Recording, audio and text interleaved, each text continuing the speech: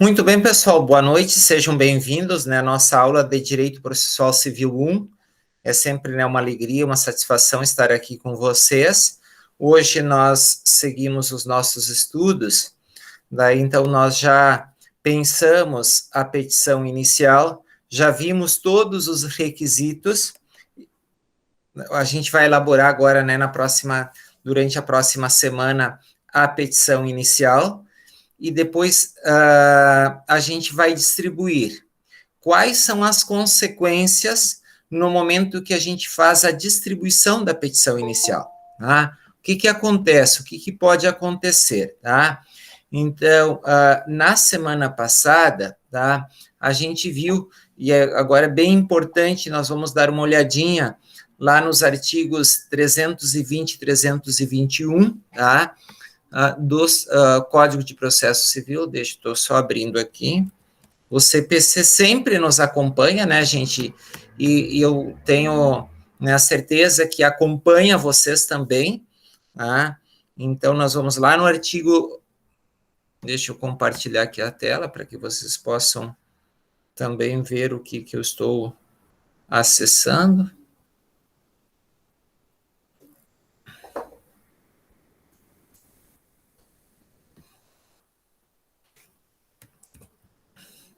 É o artigo 320, tá? Nós vimos, na semana passada, finalizamos a nossa discussão aqui da nossa aula, que a petição inicial, ela precisa ser instruída com os documentos indispensáveis à propositura da ação. Daí a gente pode pensar aqui, mas quais são os documentos indispensáveis hoje? Vocês poderiam me ajudar? Documentos indispensáveis para a propositura de uma ação. CPF, RG. Documentos de identificação, ok. Comprovante de residência. Comprovante de residência, tá? Mas por que o comprovante de residência ele é importante? A identidade, o CPF, um documento de identificação, é para ver se é de fato aquela pessoa que assinou os documentos, a procuração, ok. Mas o comprovante de residência? Acho que é para aquelas questões que o senhor explicou em aulas passadas, né? Para ver a competência do juízo, também tem informação de divórcio. Exatamente, tá? Então, esses documentos de identificação, comprovante de residência, vamos listando. O que mais? Que outros documentos são importantes? Indispensáveis. Procuração, tá? E daí, dependendo, tem uma outra situação que é sempre indispensável também. Se eu vou requerer a gratuidade judiciária. A carteira de trabalho ou o contra-cheque. Tá, daí então a carteira de trabalho mostrando sempre o último registro de trabalho e se está desempregado, a primeira folha em branco na sequência, tá? Então eu mostro que estou numa situação de desempregado. Uma outra situação também, você vai lá no site da Receita Federal, você tem como comprovar que a pessoa não tem declaração, né, ela não prestou declaração, não há a sua declaração na base de dados na Receita Federal, tá? É um outro comprovante que a pessoa, ela não tem renda, tá? A contra-cheque, que a colega falou, também é sempre uma prova do rendimento que a pessoa tem, tá? Esses são os documentos que nós disponibilizamos e que eles são indispensáveis, né, para o deferimento ou não da gratuidade. Além disso, gente, se for ação de alimentos, eu tenho que provar o vínculo jurídico, como é que eu provo? Com a certidão de nascimento. Se for divórcio, todas aquelas situações que nós já apontamos, tá? O juiz, ao verificar que a petição inicial não preenche, né, os requisitos do artigo 319 e 320, que nós vimos e estudamos até agora nas nossas aulas, o que consta no artigo 319, meus amigos? Todos os requisitos que nós estudamos na petição inicial, tá? esses requisitos, que é o endereçamento do juízo, a qualificação, o fato e os fundamentos, né, o pedido e suas especificações, né, o valor da causa, as provas e a opção por realizar ou não a audiência, né, de conciliação e de mediação, tá? Muito bem. Preenchendo esses requisitos, a petição inicial ela será recebida. Não preenchendo esses requisitos e não tendo a documentação indispensável para aquela ação específica, o que vai acontecer? O juiz vai dar prazo, né, de 15 dias, como está apontado aqui, para que o procurador, né, que daí fala o autor, né, emende ou complemente, indicando com precisão o que deve ser alterado e completado, tá? Se não for cumprida essa situação, vai haver o que, gente? O indeferimento da petição inicial, tá? Observem que o indeferimento da petição inicial, ele também pode acontecer por outras situações aqui. E é exatamente isso que a gente passa a estudar agora. Quais são as consequências da distribuição de uma ação, tá? Então, quando a gente faz a distribuição de uma ação, isso gera alguma consequência, e são exatamente essas consequências que nós vamos estudar agora, tá, gente? Eu distribuí a ação, o que vai acontecer num primeiro momento, tá? Ou o que pode acontecer, tá, gente? Então, por isso que né, este módulo eu denominei consequências iniciais da distribuição da inicial, né? Não, consta aí do inicial, da inicial, tá, gente? Muito bem. Então, o próprio 330, ele vai dizer o seguinte: quais são as possíveis causas do indeferimento da inicial, tá? Então, a primeira situação, aquelas situações que nós apontamos anteriormente, né, que vai estar aqui no inciso 4º, né, não atendidas as prescrições, né, dos artigos 106. Vamos olhar o que diz o artigo 106.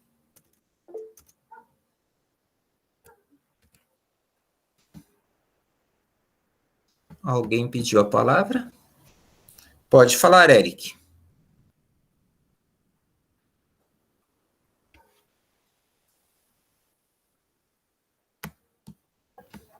Professor, eu estava dando uma olhada nas nossas aulas hoje e não sei se o senhor explicou, a questão da inépcia. Ocorre casos, acredito que deva ocorrer, por isso é a minha pergunta, em que o magistrado não percebe a inépcia da inicial? Porque eu pergunto... Desculpa, eu não te... A questão da inépcia, tu está falando da inépcia da inicial, tá? Isso, eu tive essa dúvida hoje. Já aconteceu com o senhor de o magistrado não perceber os constitutivos da inépcia, e aí, na contestação, o senhor elucidar? Eu vou dizer o seguinte: é de praxe você identificar e trabalhar defesas processuais, tá? Em muitas situações, você não tem, o teu cliente, ele não é o detentor do direito. Às vezes foi ele que não cumpriu com a obrigação, tá? Foi ele que lesou, às vezes, um direito, tá? Então, como é que você vai trabalhar a defesa? Você começa a trabalhar algumas situações processuais que, às vezes, são as únicas formas que você tem de defesa, né? Para tentar criar alguma ideia, assim, que você não está aceitando de pronto a inicial, tá? Então, às vezes, são as alternativas que você tem para mostrar para o teu cliente: você fez aí uma boa defesa, ele vai acompanhar, né, o pessoal acessa o processo, olha o que você fez, tá? Então, eu estou com um processo que eu tenho orientado o meu cliente, porque eu vejo que a situação dele é quase que não tem, assim, eu faço a defesa, mas as alegações do autor, elas são muito reais, tá?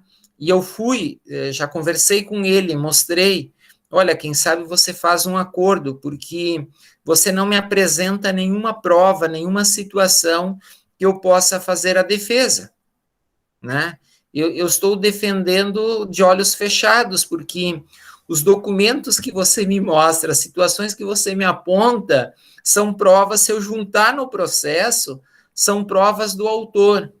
E sabe, às vezes, quando que você, na condição de réu, você fala com as pessoas e as pessoas dizem o que você quer ouvir, não o que você precisa ouvir, tá?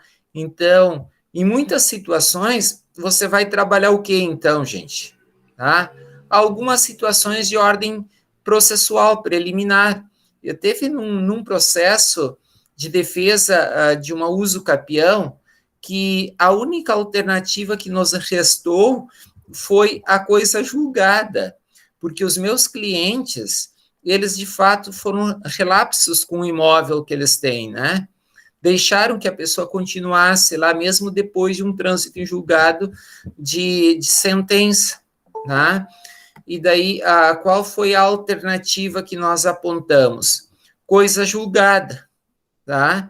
Então, como havia coisa julgada, a gente tinha, que é uma defesa processual do 337, nós vamos estudar ali adiante, tá? Foi a única forma que a gente teve de reverter aquela situação, porque do ponto de vista do direito material, o autor, ele estava completamente certo e o direito preenchia, né, o tempo que ele estava em cima do imóvel, preenchia todos os requisitos para uso capião, tá? Então, são essas situações que, às vezes, a gente precisa avaliar e verificar, né, num processo. Então, essas questões processuais, a questão de inépcia, mesmo que você não identifique, né, há uma lógica, né, na descrição fática e com a questão da causa de pedir e os pedidos, mas você vai apontar as situações ineptas, né? Claro, depois o juízo vai analisar essas preliminares e vai dizer que não foram assim acatadas aquelas preliminares, tá? Mas, de um modo em geral, é uma das formas que você tem de também perturbar e fazer com que a parte ela se movimente, né? E que você não está fazendo uma simples defesa, né?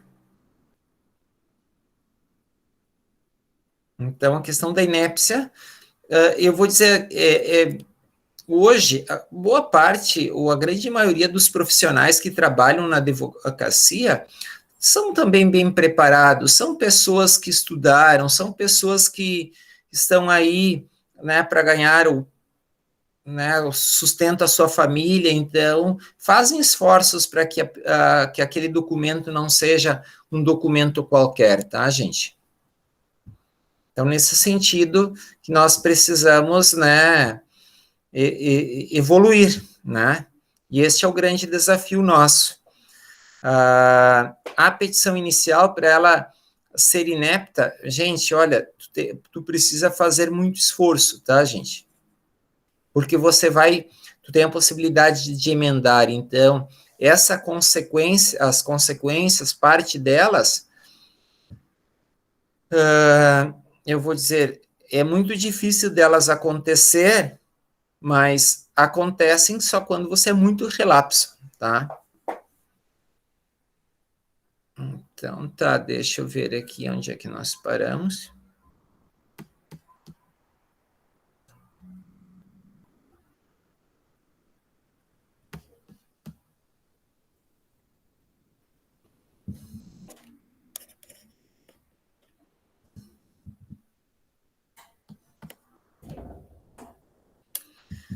O 330, meus amigos, as possíveis causas do indeferimento, tá? Se a petição ela for inepta, tá? E se a gente já for um pouquinho adiante, né, no parágrafo 1º, né, do 330, ele vai dizer e vai caracterizar, né, o próprio Código de Processo Civil, ele vai dizer, tá, mas o que define, o que caracteriza uma petição inepta, tá? Olha, a petição inepta é aquela que falta pedido ou causa de pedir. Então, você vai a um determinado lugar, você movimenta o Estado, você movimenta o Poder Judiciário, e mesmo você movimentando, você não faz o pedido, você bate na porta, é a mesma coisa que você bater na porta ou ir na casa de alguém e não sabe o que foi fazer lá. Não, né, não quer entrar, tá, gente? Então, o pedido ou a causa de pedir, né, é que você não fez uma descrição do que você está buscando, né? Qual a tutela que você está buscando? Tá? Então, isso seria muito difícil num processo você não ter esta situação, tá? Então, se o pedido for indeterminado, tá? O que é um pedido indeterminado? Tá? Que a gente já falou na semana passada, né? Que o juízo, ele julgue da forma como a sua consciência aponta, tá? Ou de acordo com a sua consciência, ele possa tomar uma boa decisão, tá, gente? Qual seria essa boa decisão de acordo com a consciência do juiz? Né? Seria um pedido indeterminado. E a descrição fática, ela não leva a nenhuma conclusão, ou seja, não há um elo, tá? Não há vínculo entre os fatos que você descreve, tá? Com os pedidos que você faz. Então, às vezes, o que você vai apontar na condição de que você está construindo a contestação, você está fazendo a defesa, o que você trabalha?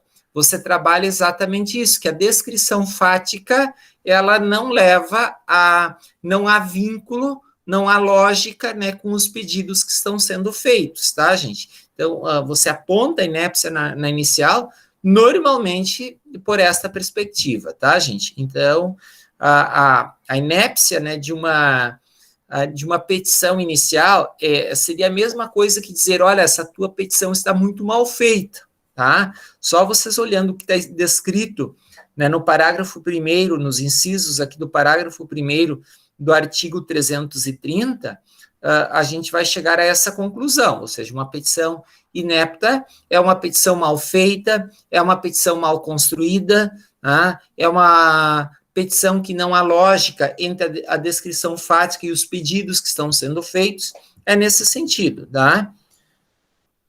Eu não sei se alguém tem alguma pergunta, algum questionamento, vocês estão conseguindo entender. E um último ponto que nós temos aqui em termos de petição inepta, né, gente, é que há pedidos incompatíveis. Os pedidos são incompatíveis entre si. Então, por isso que eu não tenho como deferir um pedido ou outro, porque eles são completamente incompatíveis, tá? Então, nesse sentido, é que a gente não tem como, tá, receber esta inicial, tá? Então, gente, aquilo que eu falei para vocês, quando que a gente recebe que uma petição é inepta, significa o quê? Que aquela petição, ela foi muito mal construída, tá? Não tem lógica, não tem causa de pedir ou pedido, tá? Então, há pedidos indeterminados. Então, são as piores características de uma petição inicial, tá? É aquela situação, você fez uma petição inicial muito mal feita, tá? E daí, o 106, que era o artigo que a gente estava vendo, tá? É quando que o advogado, ele postula em causa própria, tá? Ele precisa, né, declarar, né, na petição inicial ou na contestação, o endereço, todas essas informações, tá? Ele precisa comunicar mudança de endereço. Hoje, com essas questões todas eletrônicas, isso não há necessidade, né, gente? Tá? Então, você informa o teu endereço profissional, né? É exatamente isso que você informa né, nos processos, em todas as situações que você aponta, né, então, quando você está trabalhando em causa própria, há necessidade de fazer esses apontamentos, tá? E o próximo ponto aqui, que é o 321, é exatamente o artigo que nós já acabamos de ver, tá? Que nós estudamos, que o juiz sempre vai apontar que você precisa fazer algum ajuste, se faltou algum documento, porque às vezes pode acontecer, né, de você distribuir uma petição e acabar esquecendo de algum documento, você baixou ou não digitalizou o documento e esqueceu de juntar, tá? Nessas situações, gente, o que vai acontecer? Depois você faz uma petição anexa e vai juntar o documento, tá? Deixa eu ver o que mais aqui, tá? A questão, a parte for manifestamente ilegítima. O que é parte manifestamente ilegítima? A parte, tá? Ela não faz parte da relação do ponto de vista do direito material, tá? Não foi a vítima, né, do acidente, tá? E entrou com uma ação de reparação, e não é representante, tá? E também não é assistente da parte, tá? É um terceiro, mas é um terceiro não interessado, tá? Então, nesse sentido, essa parte, ela é completamente ilegítima para figurar no polo passivo ou ativo.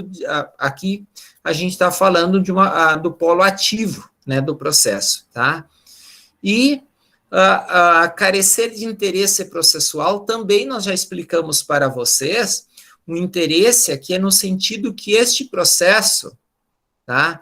O processo, ele não vai trazer nenhum resultado, que é o que às vezes a gente conversa com o cliente, tá, mas o que a gente vai, qual é o resultado que você espera deste processo?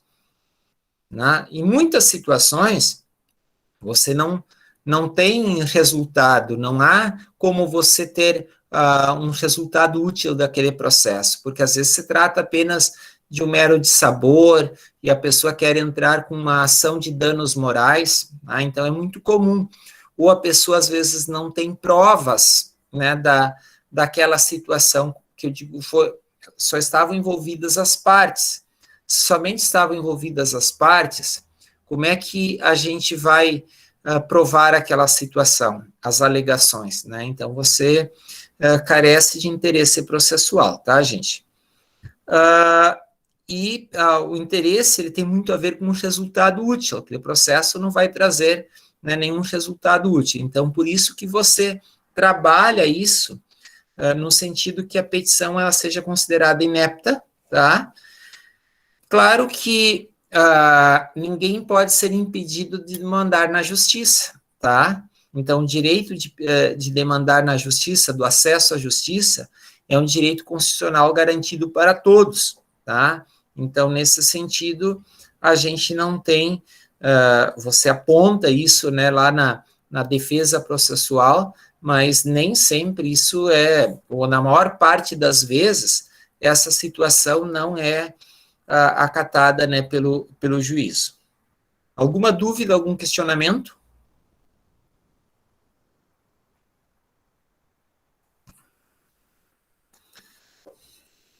Tranquilo, professor.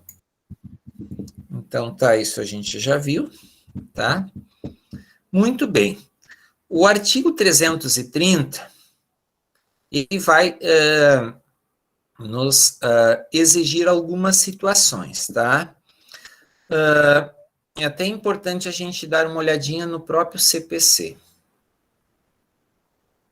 Nós estamos no artigo 330.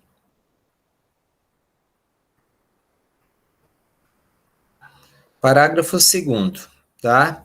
Nas ações que tenham por objeto a revisão de obrigação. O que é uma ação que tem por objeto a revisão de uma obrigação, meus amigos? Olha aqui, ó. Fruto de empréstimo, né, resultado de empréstimo, tá, de financiamento ou alienação de bens, o autor terá sob pena de inépcia discriminar na petição inicial, dentre as obrigações contratuais, aquelas que pretende controverter, além de quantificar o valor incontroverso do débito. Meus amigos, o que a gente está falando aqui? Nós estamos falando, né, daquelas ações revisionais, principalmente. Mas eu vou dizer para vocês o seguinte: nessas ações revisionais, se a gente pegar e olhar o que está acontecendo, de um modo em geral, tá, com os nossos aposentados, tem a máfia, né? Vocês devem ter o pessoal que aqui do Rio Grande do Sul, o grupo RBS fez várias reportagens mostrando, e você, aliás, a mídia nem precisa mostrar, é só você conversar com um aposentado, que a maior parte dos aposentados tem uma leitura muito equivocada do que é o empréstimo consignado. Ah, mas a pessoa ligou me convidando para tomar um café e que tinha um dinheiro disponível. O que é esse dinheiro disponível, gente? É a margem de consignação. Então, eu vou dizer o que a gente tem feito de processos, tá? De revisão de juros, tá? Gente, vocês não vão imaginar o que é um juro de 600% ao ano, tá? 800% ao ano, tá? É agiotagem legalizada, meus amigos. Essas financeiras, de um modo em geral, o que elas fazem com os aposentados, tá? E observem que nessas situações, elas acabam tendo um lobby muito grande no Congresso Nacional. Então, mas isso é importante para a organização. Sim, é importante, porque eu também não posso demandar e isso não estar claro. Então, é por isso que eu coloquei aqui para vocês, tá? Que a gente tem uma calculadora do Banco Central. Deixa eu ver se eu consigo pegar o link. Não. Opa. Tá? Eu já fui direto para o link, tá? Onde é que você vai ver como é que você pega um contrato, tá? Você pega um contrato. Então, deixa só eu entrar aqui, eu só vou sair daqui, porque eu quero ver se tem um contrato que a gente consiga ver o contrato. Só não o nome da parte, mas só a parte dos juros para mostrar para vocês.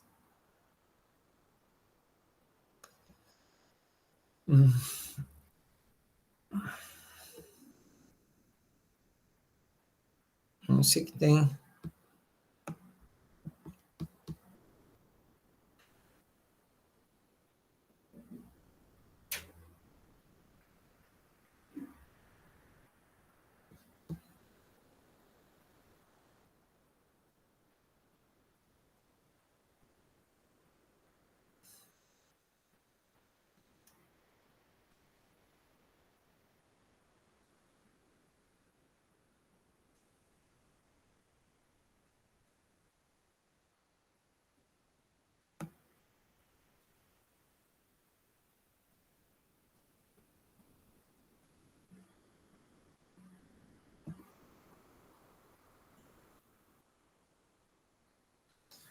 Muito bem.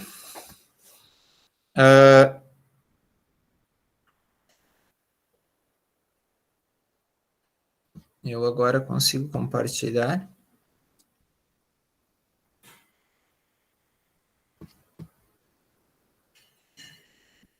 Este aqui é de um processo que eu tenho que revisar para ver se eu consigo distribuir, tá? Então, olhem aqui, meus amigos, vocês estão enxergando a taxa de juros mensal?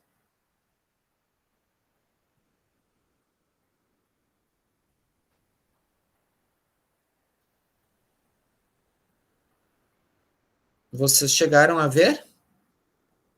Sim, 19%, né? Alta demais. Nossa. 19% ao mês e 706% ao ano. Gente, isso é quase um assalto. Com certeza. Tá?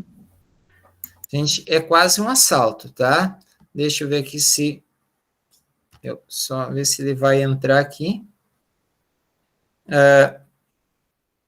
Né? Porque eu quero mostrar para vocês este link.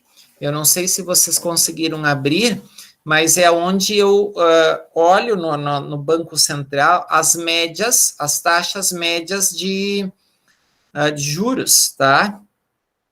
As taxas médias, tá?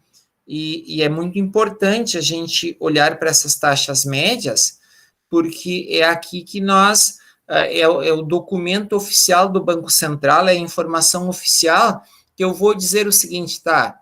Vou dar um exemplo, a gente volta aqui e aqui a taxa, a média do Banco Central era, vou dar um exemplo, 110%, né? Porque aqui é deixa eu ver como é que foi, desconto em folha, na conta, tá? Observem que não é um empréstimo consignado, e a pessoa imaginou que era um empréstimo consignado, né? Era empréstimo consignado. Então, você vai e olha, né, que é na realidade, se trata, né, a pessoa foi lá, tinha um dinheiro, mas ela não tinha já margem de consignação, então ela já tem os 30% do salário comprometido com empréstimos, e daí depois ela passa a comprometer o restante do valor na conta. E a juros, e a pessoa imagina que ela está fazendo um empréstimo consignado, quando que na realidade ela está fazendo um empréstimo pessoal, com juros absurdos, gente, tá? Então, nesse sentido, está comprovada a abusividade, né, da forma como que a empresa procedeu o contrato, né, gente? Então, deixa eu só ver se entrou aqui. Tá. Opa. Ok. Gente, neste link que nós olhamos as taxas, vocês já acessaram este link alguma vez?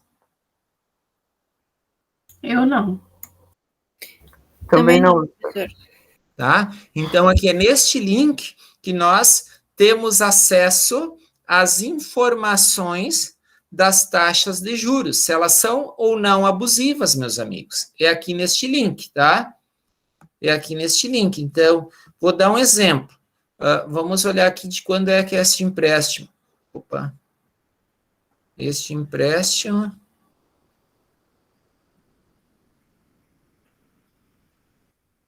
Eu só estou cuidando para que não apareça o nome da parte. Ele fala 5 de fevereiro ali, né? A partir de... Exatamente. 5 de fevereiro de 2020.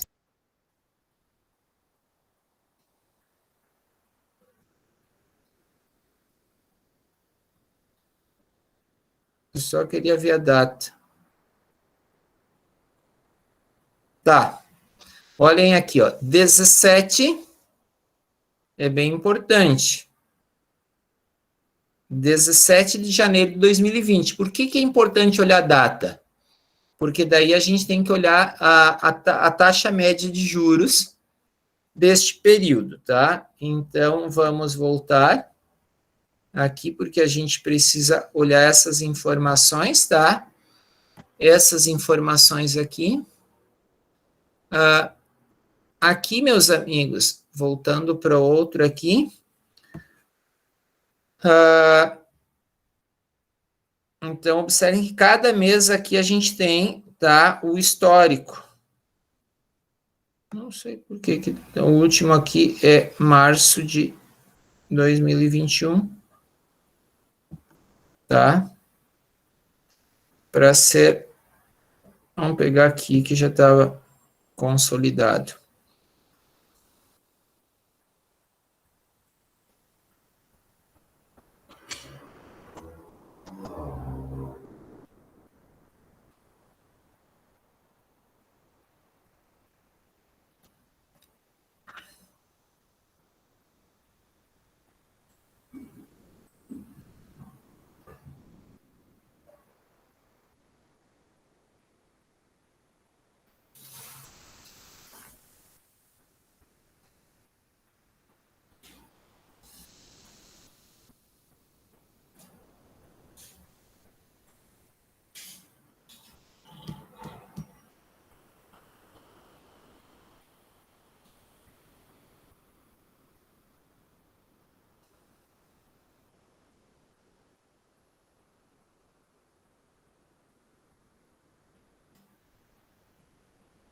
A gente vai aqui para...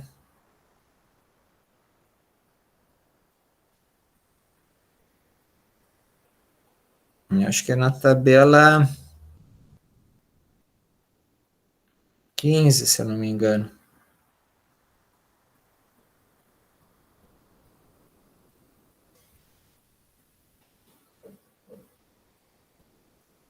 Aqui para pessoas jurídicas,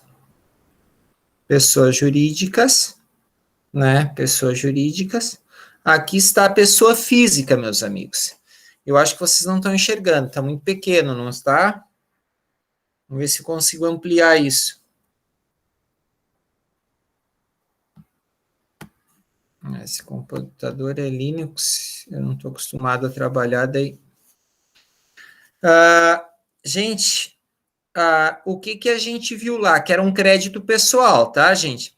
Se fosse consignado, qual é que era a taxa de juro lá ao ano, gente?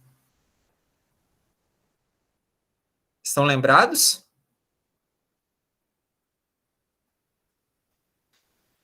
Foi o mês de fevereiro. Se fosse consignado, ela é beneficiária do INSS, 24,9% ao ano. Tá, gente? E lá estava 19% ao mês. Perceberam? Tá. Vamos dizer, então, tá, não era o empréstimo consignado beneficiário do INSS. É um empréstimo pessoal, crédito pessoal. Quanto é que estava lá? 700 e alguma coisa, já vamos voltar. Aqui a taxa média, fevereiro de 2020, era 111,5. Então, vocês perceberam a diferença do que foi praticado da média do Banco Central? Tá? Então, é essa situação que vai caracterizar aquele empréstimo, ou aquele contrato, melhor, como abusivo. Tá? É esta situação. Tá, gente? E é por isso que ele vai ser considerado abusivo, tá? Em função dessa diferença, porque olhem aqui, meus amigos, 24% ao ano, se fosse empréstimo consignado, e aqui está 19% ao mês, 111 no empréstimo pessoal, aqui, meus amigos, 706. Olhem a diferença, tá? Então, é isso que vai caracterizar este contrato como abusivo para o consumidor, tá, gente? Não sei se vocês já fizeram direito do consumidor, tá? Mas daí o que eu preciso apontar?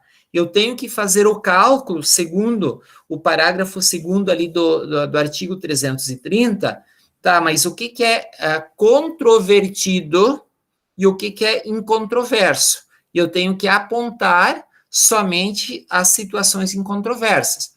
Daí, por isso que a gente tem aqui, meus amigos, eu já deixei propositalmente aqui, ó, tá? A gente tem eu não sei como calcular. Tem uma tabela, tá? Então, o valor incontroverso deverá continuar a ser pago no tempo e nos modos contratados, tá? Mas como é que eu vou calcular isso? Então, eu estou mostrando para vocês, né, se vocês têm alguma pessoa conhecida, eu quero ver se isso está abusivo ou não. Daí, a gente clica aqui, tá? Nós temos uma tabela, uma calculadora do Banco Central, tá? Vamos pegar esses dados aqui, tá? Eu só vou ter que ver quantas parcelas.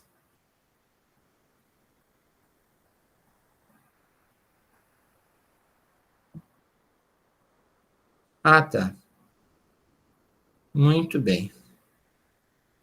Aqui foram 6 parcelas, tá? De 150. O valor do crédito Ah, tá, calculadora. Meses, 6. Tá? Qual que era a taxa média? 111, deixa eu ver se eu consigo localizar. Eu acho que é este aqui. 111,5. Aqui vamos fazer igual que crédito pessoal, depois a gente vai fazer consignado. Como é que eu faço este cálculo? Vamos ver o calculador.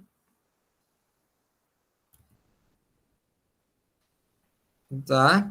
Então, é 111, alguém lembra o valor, o percentual? Opa, não é este aqui.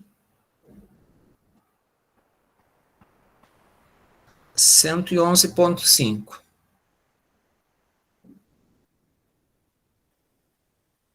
Ponto 5 dividido por 12 igual, vai dar 9,2917. 9,2917.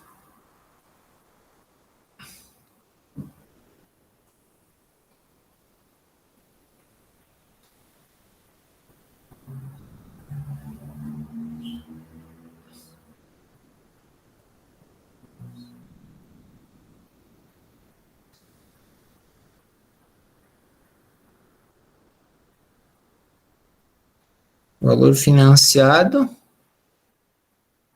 539.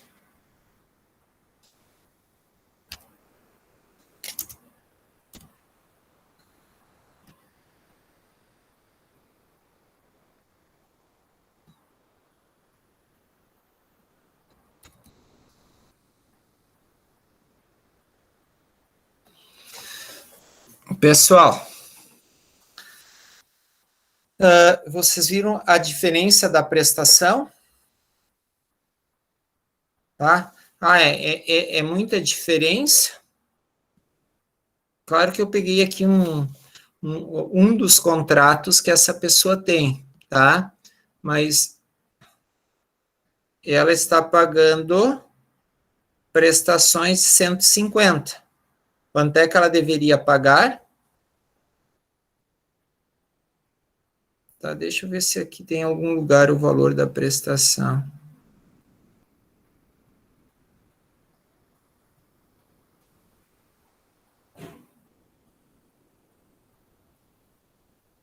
Tá.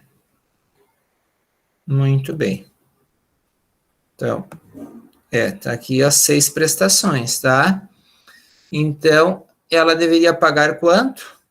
121, tá, gente? Com aquela taxa de juros, considerando aquela taxa de juros. Agora, vamos fazer se fosse empréstimo consignado, que é o que, de fato, essa pessoa, ela imagina ter feito. 24,9. Daí eu tenho que pegar aqui.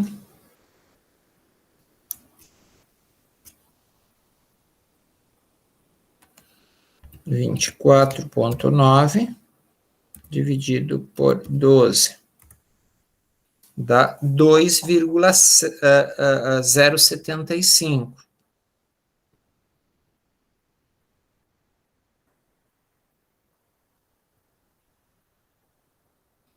Daí aqui eu vou pegar a mesma situação, eu vou limpar aqui 2,075, se eu não me engano.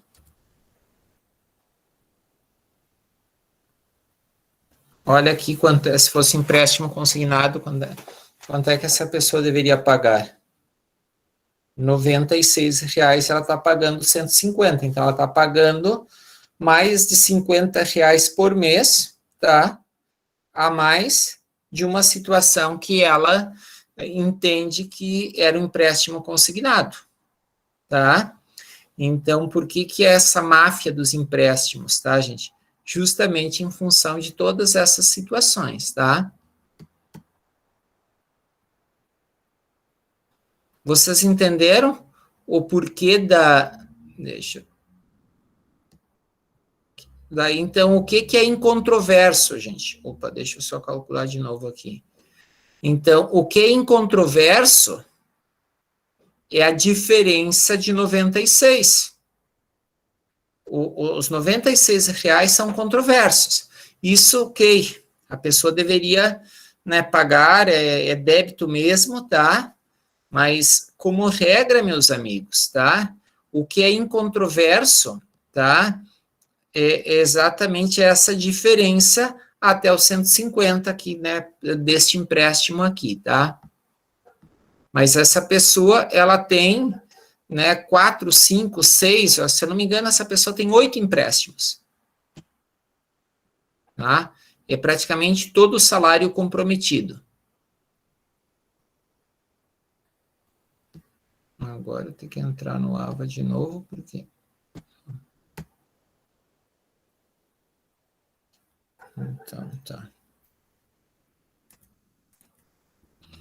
Pessoal, daí, o que quer discriminar as obrigações contratuais, o que pretende controverter, são exatamente essas situações que estão aqui, tá? Que eu acabei de mostrar para vocês, tá? Dos empréstimos, tá? Então, eu deixei o link de acesso para que vocês possam acessar as informações, saber como fazer, tá? E também a calculadora aí do Banco Central, tá?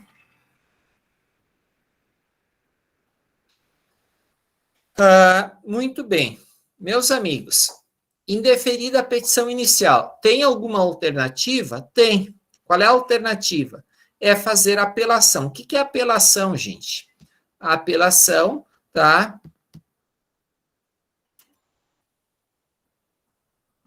Deixa eu ver. Artigo.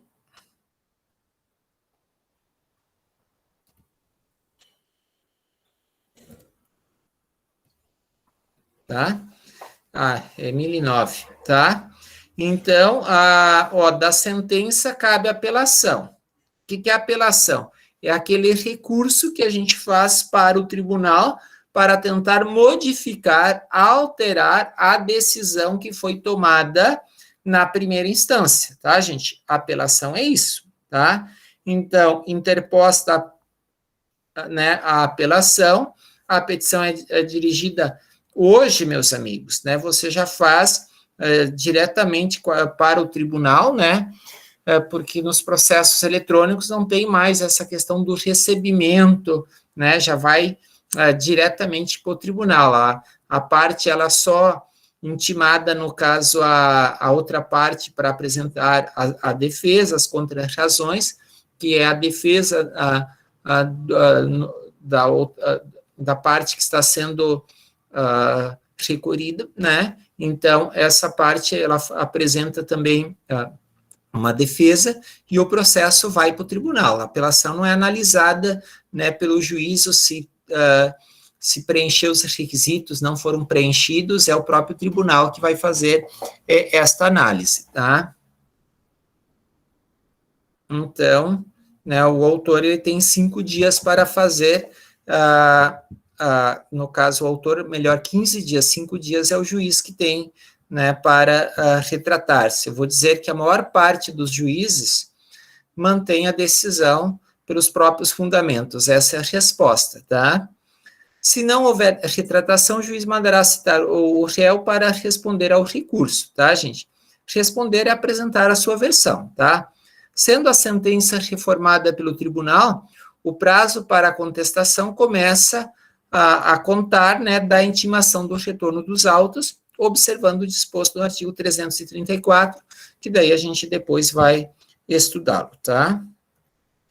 Não interposta a apelação, o réu será intimado do trânsito em julgado da sentença. O que é o trânsito em julgado? Que os prazos para fazer recursos, tá, gente? Eles precluíram, e em relação a este processo, a gente tem o quê? Coisa julgada formal. Se eu não me engano, teve um colega que fez uma pergunta um dia, no início das aulas, né? O que é a coisa julgada formal? que neste processo não cabe mais nenhuma situação, tá, gente? Tá? No processo.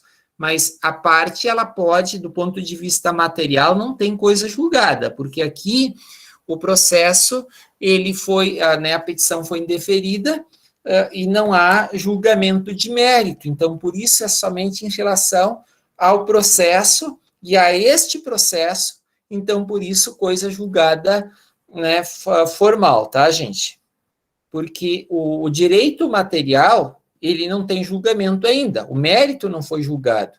Então, por isso, a gente não fala de coisa julgada material. E não havendo coisa julgada material, é possível o autor, né, a parte autora, ingressar com outro processo. Alguma dúvida, gente? Algum questionamento? Essas questões de bancos, vocês, né, de revisão de juros, essas situações aí, é algo assim que chama a atenção de vocês? Não chama atenção? O que vocês têm a me dizer? Fala, Tatiane. Professor, uma dúvida ainda anterior. Talvez o senhor tenha falado, mas eu não me atentei. No caso, quando a pessoa vai apelar, a princípio, então, ela apela para o juiz que proferiu a decisão, é isso? E ele não reformando, ele sobe. Aí o recurso... O que vai acontecer? No momento que você apresenta o recurso de apelação, o juízo, ele não faz análise. Ele já intima de pronto, olha, às vezes até por ato ordinatório. Ato ordinatório, o que é, gente? Um ato praticado pelo escrivão, né, diretor de secretaria, tá? Que ele, ou de vara, dependendo assim do lugar, a gente vai ter essa denominação. Ele vai fazer a intimação do réu para apresentar as contrarrazões, o réu apresentando, não apresentando dentro do prazo legal, este processo vai, né, para o tribunal. Quem vai fazer toda a análise, tá, de admissibilidade do recurso e a tempestividade é o próprio tribunal. Tá, gente? É o tribunal. Mas por que então que o artigo 331 fala dessa possibilidade de retratar-se? Porque a teoria fala isso, que ele pode retratar. A prática é que diz outra coisa. A prática, né, gente, mesmo em aquelas... tem a decisão interlocutória, que você faz o recurso de agravo, né, que tu leva para o tribunal. Dificilmente algum juízo vem se retratar, gente. Tá? Muito difícil. Normalmente é o despacho padrão, gente. Qual é o despacho padrão? Mantenha a decisão pelos seus próprios fundamentos. Mesmo que os fundamentos não estejam claros, ou há algum erro, assim, muito, né? Como regra, tá? Mantenha essa decisão pelos seus próprios fundamentos. Tá? Alguma dúvida, gente? O réu tem o mesmo prazo do autor, professores? 15 dias? 15 dias, tá, gente? Os prazos, eu até vou mostrar aqui no CPC, deixa eu ver, até aqui. Tá? Prazos. Deixa eu ver. Tá aqui. Opa.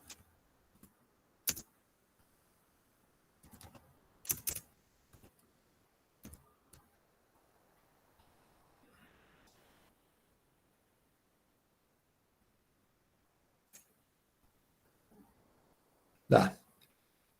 Meus amigos, é aqui, ó. Opa. Né, a partir do 218, tá, gente? Primeiro, os prazos são em dias úteis, tá? E os prazos, né, eles são aqueles determinados aqui. Com exceção, gente, com exceção dos embargos de declaração, que são 5 dias, todos os demais prazos, tá, gente? Todos os demais prazos, tá? 15 dias, tá, gente? Tá? Então, claro, aqui tem outras situações, tá? Mas os prazos, todos, 15 dias, tá, gente? É a regra, tá? Então, para todas as situações, prazo de 15 dias, tá? Então, essa é a situação que nós temos para todos os processos, tá? Obrigada. Então, aqui a gente tem, né, um julgado, assim, um exemplo de indeferimento da petição inicial, né? Apelação civil, negócios jurídicos bancários, ação declaratória negativa acumulada com pedido, né, de indébito e danos morais. Sentença que indeferiu a petição inicial em razão do autor não ter cumprido a determinação de juntada de comprovante de residência em nome próprio. Então, vocês estão percebendo que daí, eu estou lendo e daí vocês vão analisando e vão comentando comigo, tá? Exigência de comprovante de endereço em nome próprio da parte. Descabimento manifesto, bastando a simples indicação do endereço da parte autora nos termos do artigo 319, inciso 2, do CPC. Requisitos do artigo 319 do CPC preenchidos. Então, vocês estão percebendo como, às vezes, a exigência em demasia, no caso concreto, em que, juntado o comprovante de residência, em nome de terceiro, com declaração expressa de que o autor reside no local, acervo fático probatório suficiente para comprovar o endereço do autor.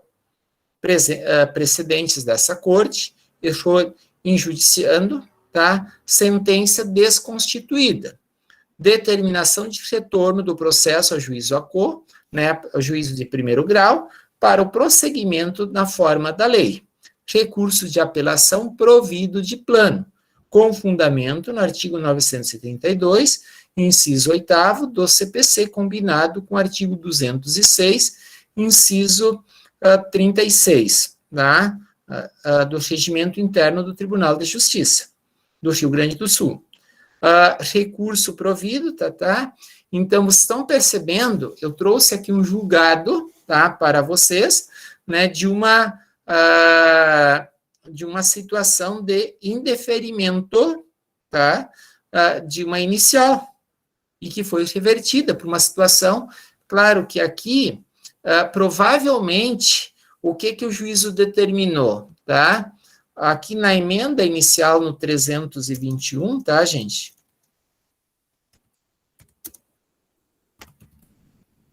Tá? O juízo determinou que um dos documentos indispensáveis era um comprovante de endereço, tá? Um comprovante de endereço em nome próprio. Tá? Tem algumas, assim, exigências em algumas comarcas, que daí você precisa justificar, tá? Eu tive, assim, um pedido de pensão por morte de uma genitora, que foi indeferido porque não havia um seguro de vida, né? E daí lá tem as exigências que comprovam dependência econômica. Seguro de vida em nome, a pessoa precisa estar associada a algum clube, tá? E daí agora, na própria petição inicial para fazer o recurso na justiça, eu aponto que são exigências que poucas pessoas que preenchem. Você estaria discriminando, porque tem que provar né, que a pessoa tem conta conjunta comum, gente. Dificilmente, né, a pessoa tem a sua conta, vai fazer conta, né, a declaração de renda. Se você não tem, você é isento, como é que você vai ter declaração de renda? Estão percebendo? Então, são exigências apenas para um determinado perfil socioeconômico, e você deixa de fora a maior parte, né, da população, e que é de fato dependente e que não consegue acesso a determinados direitos, né? Então, são exatamente essas situações que a gente está apontando, né, Porque o rol de comprovantes, eles são exigências discriminatórias, né? Completamente discriminatórias, tá, gente? Então, são algumas das situações que a gente aponta, né, na inicial, né, ali na causa de pedir, tá, gente? Algum questionamento, gente?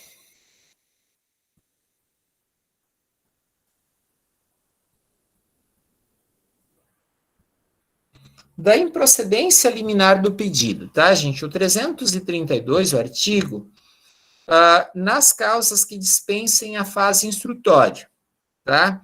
Gente, tem algumas situações ou alguns processos que eles, né, não, a documentação ela já está toda ali, né, e independe, né, de fase instrutória, tá? E independente, no caso também da citação do réu, o juiz julgará liminarmente improcedente o pedido que, claro, daí a gente precisa verificar, contrariar o que, gente? Súmula do Supremo Tribunal Federal, tá? Então, gente, a súmula do Superior Tribunal de Justiça, então, STF e STJ, tá? Acórdão proferido pelo Supremo Tribunal Federal ou Superior Tribunal de Justiça em julgamento de recursos repetitivos. É uma outra situação também, né, meus amigos, completamente desproporcional, tá?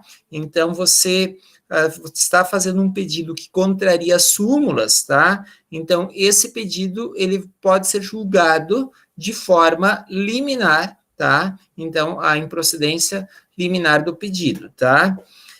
Entendimento firmado em incidente de resolução de demandas repetitivas, tá? Vou dar um exemplo. Hoje você entrar com uma ação pedindo o adicional de 25% para quem é aposentado por idade ou aposentado por tempo de serviço, tá? Gente, olha, tempo de serviço não existe isso. Tempo de contribuição, tá, gente? Porque nós já temos incidente, né, um entendimento firmado pelo próprio STF, tá, de demandas repetitivas. Então, essa situação não mais vai ser julgada, tá? Então, enunciado de súmula do Tribunal de Justiça sobre direito local, tá? Então, se o tribunal aqui já tem súmula e o que você está pedindo contraria essa súmula, né, o pedido, ele pode ser né, considerado improcedente de forma liminar pelo juízo, tá, gente? Então, o cuidado quando a gente vai fazer uma petição inicial, se a gente não... os cuidados que a gente precisa ter para não contrariar exatamente essas súmulas, tá, gente? Mas onde é que eu busco as súmulas, meus amigos tá? Então, aqui... Olha aqui, ó. Súmulas do STF, tá?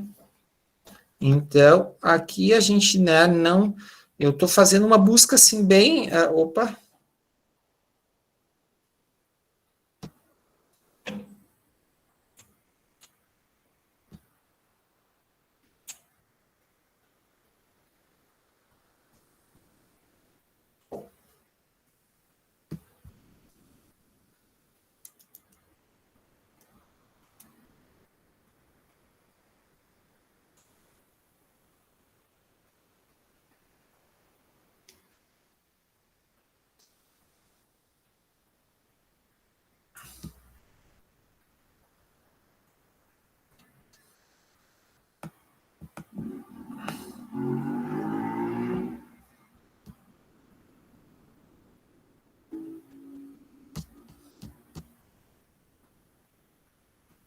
Não é porque será que o site do STF não está em... Vamos lá. Só STF.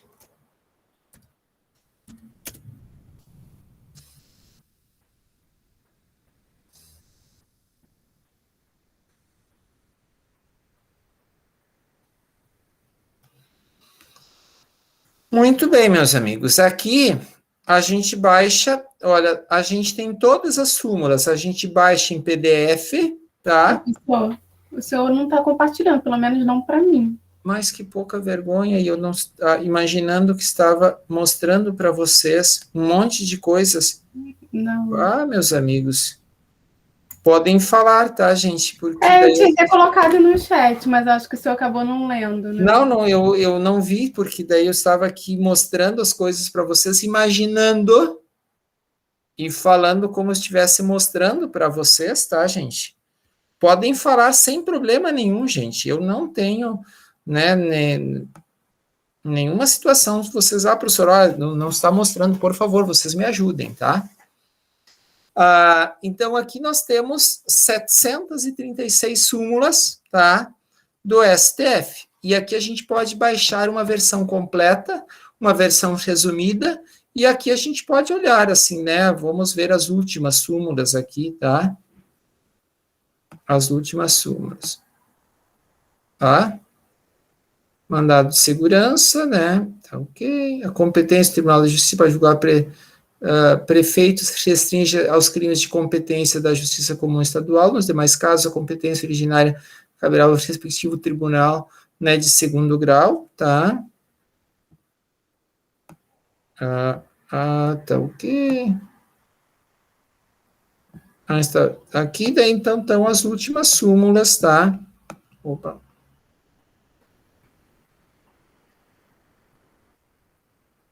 Tá? Muito bem, tá? Aqui estão as últimas súmulas, tá? Do STF, tá? Então, vamos agora para STJ, tá?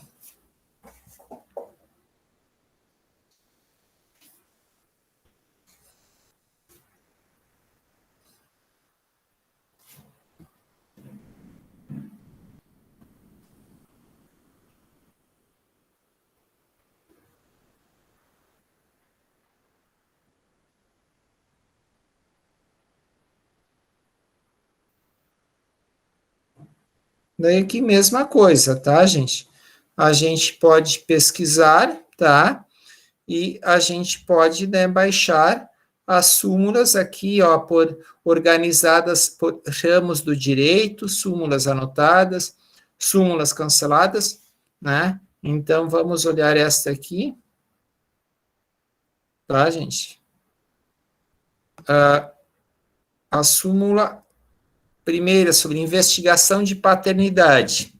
O foro do domicílio ou da residência do alimentando é o competente para a ação da investigação de paternidade quando acumulada com alimentos. Meus amigos, está lá no próprio Código Civil, no artigo 53, inciso 2. Tá? Muito bem, meus amigos, tá? E aqui estão todas as súmulas, tá? Então, aqui nós temos 649 súmulas, tá? Então, 649, tá? Qualquer coisa, se vocês... aqui tem de competência, tá? Justiça Federal, Justiça Trabalhista, Justiça Estadual, competência da Justiça Estadual, tá? Muito bem, tá? A viatura... Tá ok. E daí depois a gente pode entrar nos tribunais, né, e verificar as súmulas também dos tribunais, tá? Alguma dúvida, algum questionamento? Então, gente, aqui nós estávamos falando, claro que a improcedência liminar do pedido vai ser apontada quando que contrariar essas súmulas que eu acabei de mostrar para vocês, incidente de resolução repetitiva, enunciado de súmula, né, do Tribunal de Justiça, tá, local, por exemplo, cada tribunal tem também as suas súmulas, TJRS,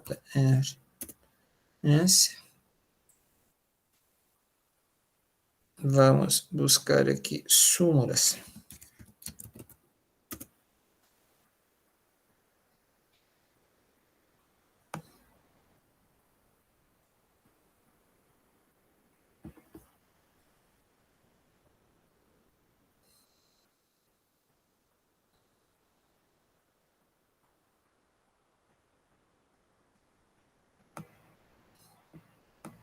Aqui, daí, então, a gente tem as súmulas, tá, gente? Tá? Então, se a gente não tem dificuldade nenhuma para buscar, eu quero buscar um assunto, né? Vou dar um exemplo, danos morais, não tem. Alimentos, não tem. Deixa eu ver. Competência. Tá? Daí aqui está discutindo a questão de competência, tá? Vamos ver. Tá, ok. Opa. Então, competência tem.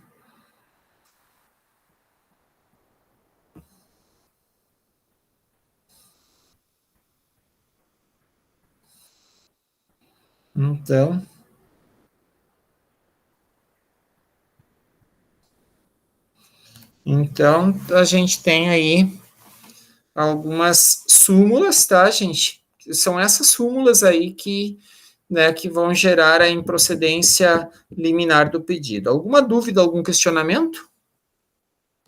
Se vocês escreveram, eu não estava enxergando, vamos ver. Tá. Ok.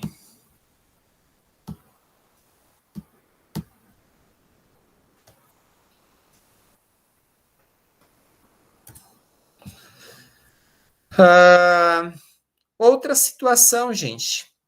Decadência ou prescrição, tá, gente? Quando a gente fala de decadência ou prescrição, a gente está falando de direito material ou direito processual?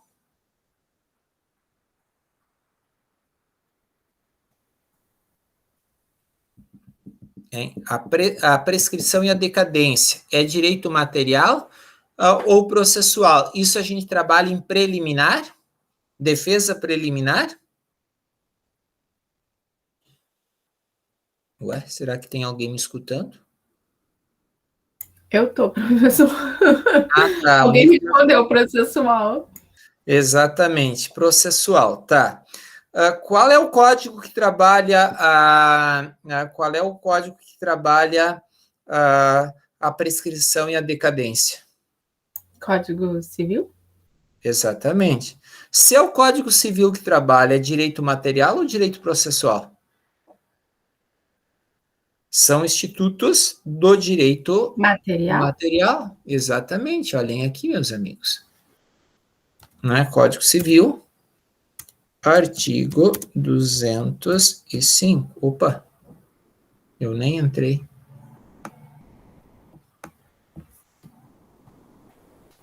Né?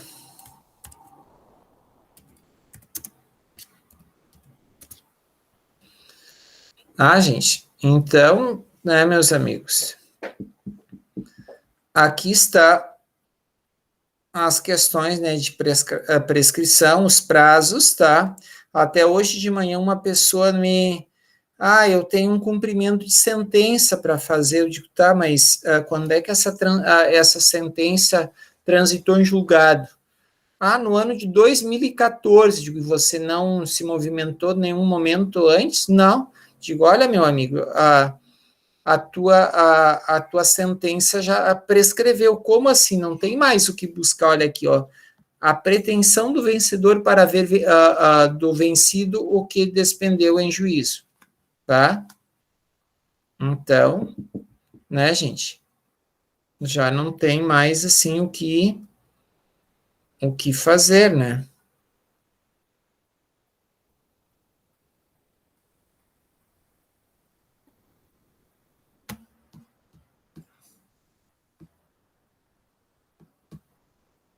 Então, são institutos do direito civil. Professor, fui eu, Tatiane. Ali eu li rápido, ele falou de prescrição intercorrente. O que seria essa? Sim, tá. O que é a prescrição intercorrente? Você de movimentar o processo por mais de um ano, tá? E assim por culpa do autor. e o processo não ser movimentado, tá? Então, deixa eu só verificar se tem aqui no... Ah, era no código, né? Sim, no Código Civil. Era um dos parágrafos. Vamos Desse. Vamos escrever aqui. Opa. Se alguém lembrar, por favor, pode falar.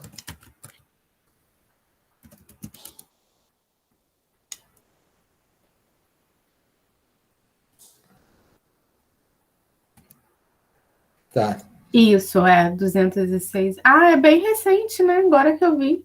Sim. A redação dada por uma medida provisória. Tá.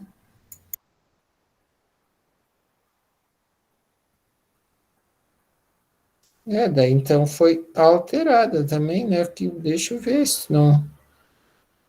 Olha, com toda sinceridade, eu não tinha visto essa situação aqui.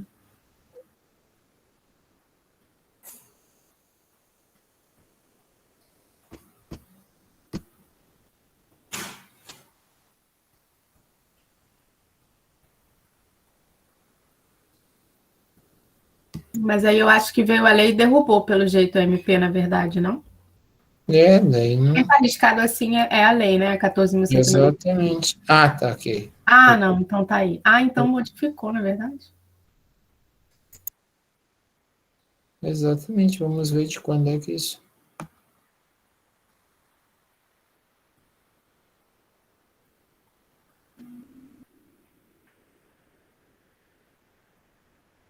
Olha aqui, gente. É bem recente, caramba, 26 de agosto. Exatamente, tá? Na realidade, vamos olhar aqui, o 26 de agosto foi semana passada, né? 26, para ser mais preciso, sabe quando, gente? Quinta-feira da semana passada, né? Nossa, muito recente mesmo. Esta lei entra em vigor e por 3 anos contados da sua publicação, tá? Tá ok? Tá. Então, só tem algumas situações que é mais adiante, tá? Mas é bem importante, né, meus amigos? Deixa eu só ver aqui a disposição a facilitar a abertura de empresas, tá? Sua proteção de acionistas minoritários, facilitação do comércio exterior. E aqui é uma salada de frutas, né, gente? Vamos poder ver aqui. Sobre cobranças realizadas pelos conselhos profissionais, sobre a profissão de tradutor e intérprete público, sobre a obtenção de eletricidade, sobre a desburocratização. Pá, meus amigos, isso aqui é uma... Observem que é uma salada de frutas.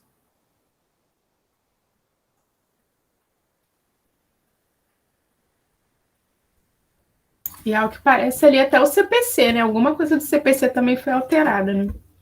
Exatamente. Vamos só fazer uma busca. Não tem.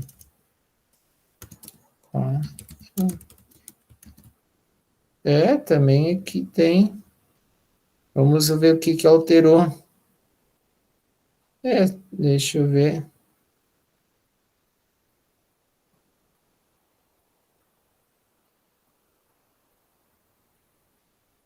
Ele não foi, não.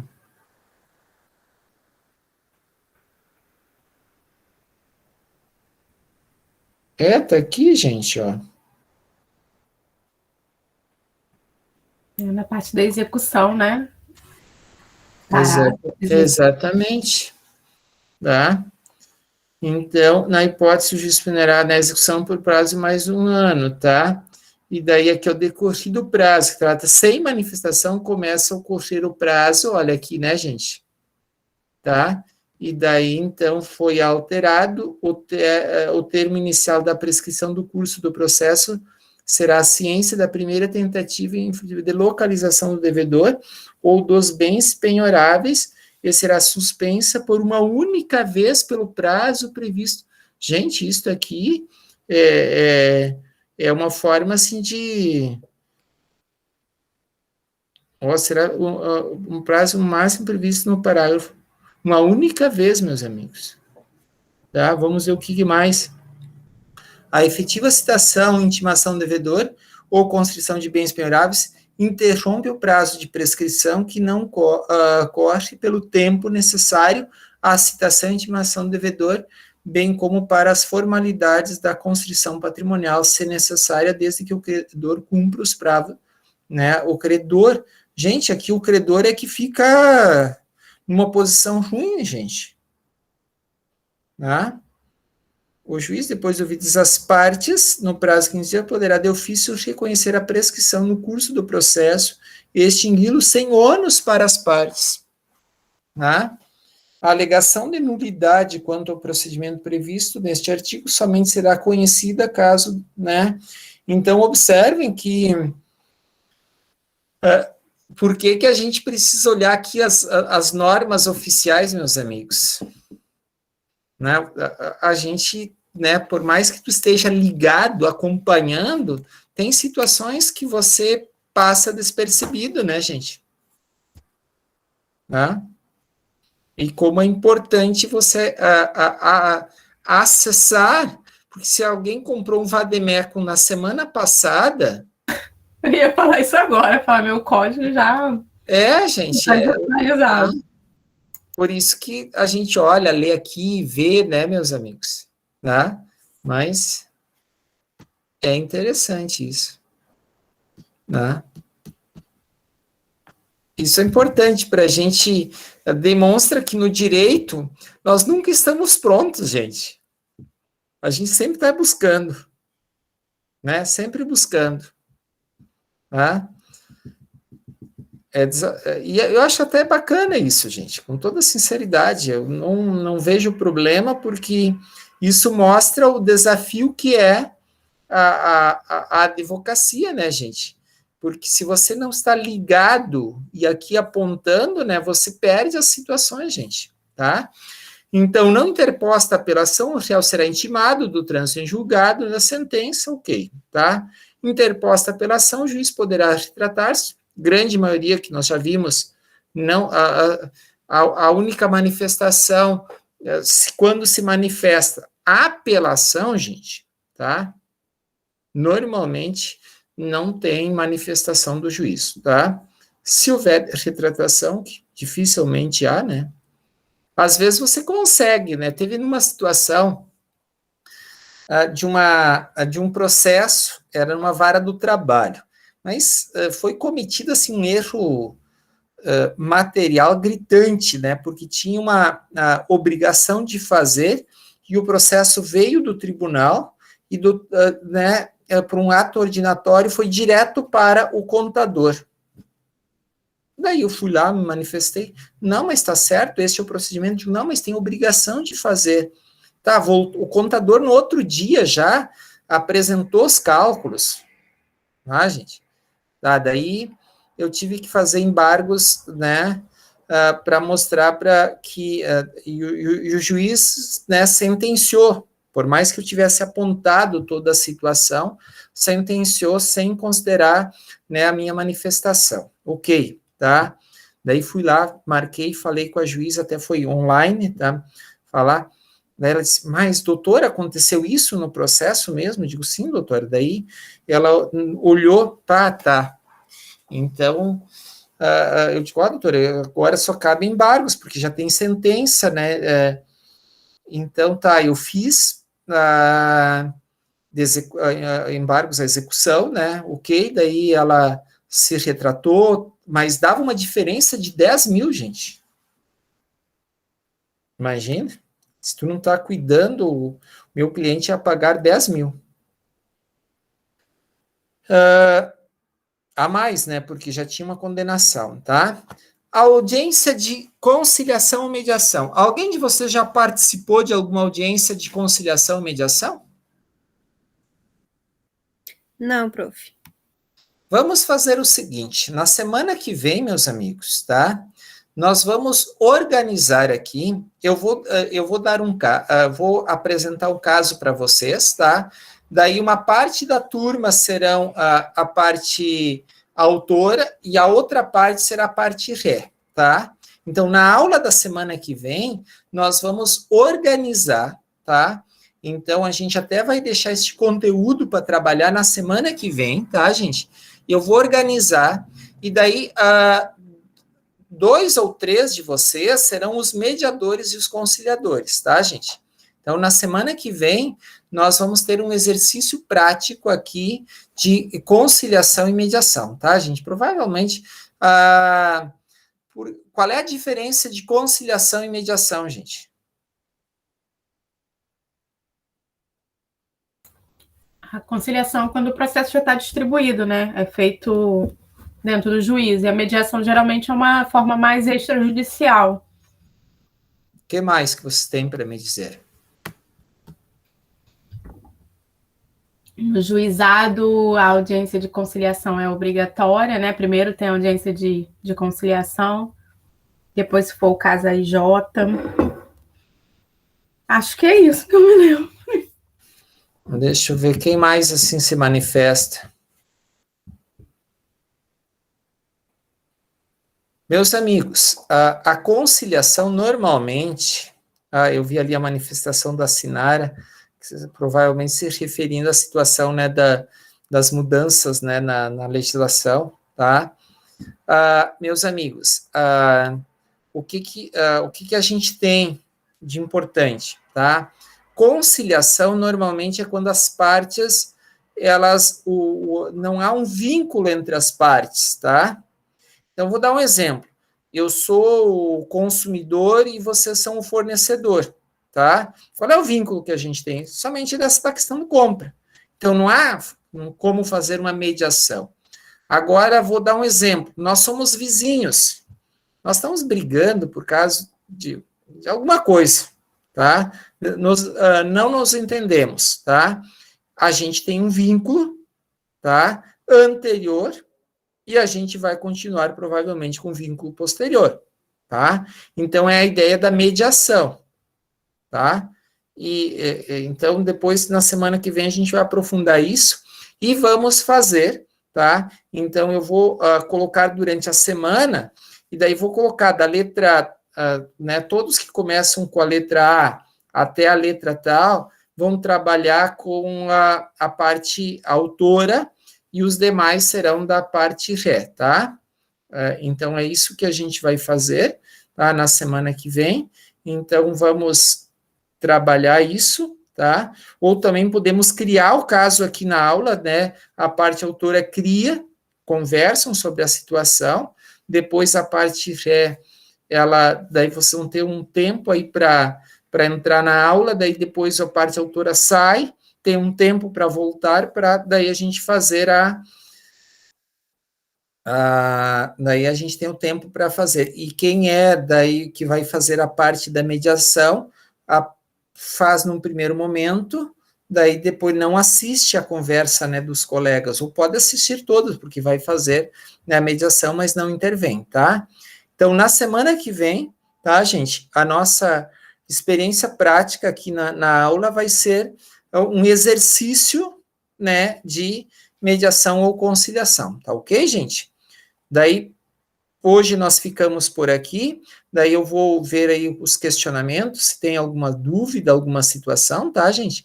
E daí, na semana que vem, a gente faz essa discussão, né, e esse exercício de mediação e conciliação, tá bem, gente? Tá ok, professor. Alguma dúvida, algum questionamento? Não, professor, tudo certo. Tá.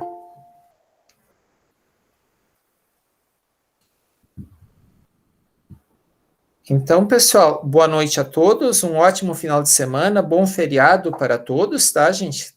Quem for fazer feriadão, tá? E eu fecho daí, então, aqui a aula. Obrigada, boa noite. Boa noite, professor. Boa noite, colegas.